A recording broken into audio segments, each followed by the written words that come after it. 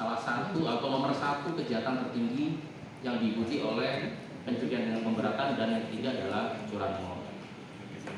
Kemudian ungkap kasus menonjol tentang pembunuhan. Kemudian dalam penegakan hukum, jumlah penindakan penyakit masyarakat itu masih didominasi oleh penindakan miras, judi, asusila, dan tindakan premanisme. Slide selanjutnya. Jadi kami sampaikan juga beberapa kasus yang diawali dari hotline 110 juga ada. Kita menerima aduan masyarakat, kita tindak lanjuti. Jadi ungkap kasusnya dari hotline 110. Kemudian lanjut, dari data lalu lintas, laka lantas mengalami kenaikan sebanyak 2% dari tahun sebelumnya. Fatalitas turun 22%, dari 102 orang menjadi 80 orang. Rekan-rekan sekalian, 102 orang tahun 2024 dan sekarang 80 orang meninggal sia-sia karena laka lantas. Jadi kalau dilihat nanti dengan angkanya bunuh diri, ternyata lebih besar angka kematian lalu lintas. Harapan saya mungkin nanti ke depan Pak Kasat Lantas dengan jajarannya beserta seluruh satuan terkait ikut menganalisa titik mana yang menjadi kerawanan lalu lintas.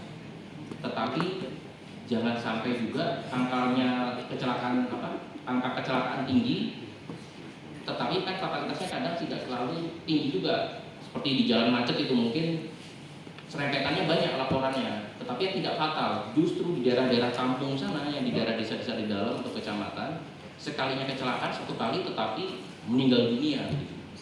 Kecepatan tinggi. Nah itu juga tolong jangan melihat dari hanya angka laporan lalu lintas di kecamatan yang tinggi, tapi dilihat juga fatalitasnya Pak. Kalau fatalitas berarti jalan itu kosong, orang itu ngebut-ngebutan, tabrakan, sudah pasti fatal gitu. Jadi tolong dilihat lagi lokasinya. Jam tertingginya antara pukul 3 sore hingga pukul 6 sore.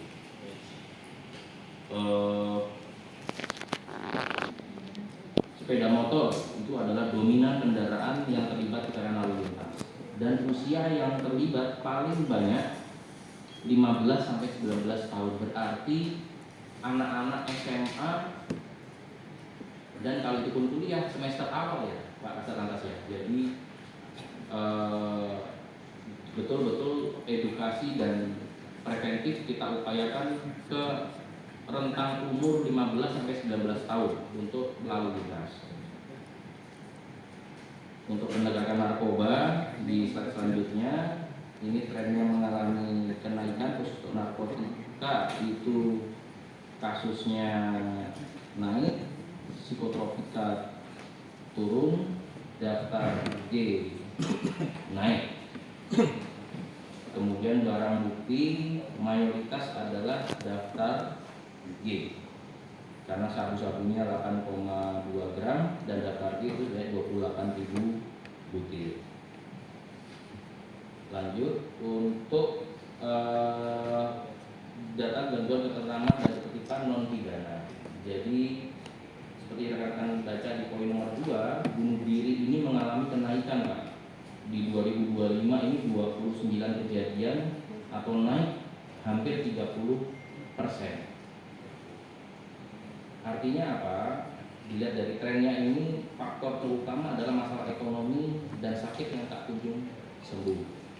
Semoga masalah ekonomi ini bisa menjadi perhatian khusus dari pihak terkait untuk ditingkatkan mungkin masalah kesejahteraannya, sehingga masalah ekonomi tidak menjadi penyebab terjadinya bunuh diri.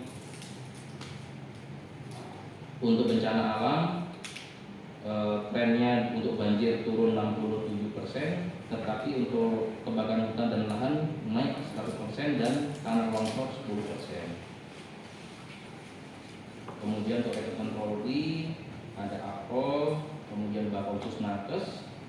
Untuk reward yang diterima oleh Polres Wonogiri dari juara 1 karate, tim urai OKC 2025, kemudian ungkap kasus pembunuhan, ungkap penemuan mayat bayi, kemudian konflik perguruan silat, mitigasi cegah UNRWA dan tindakan kemanusiaan, konsistensi, sukarela kondisi terhadap masyarakat.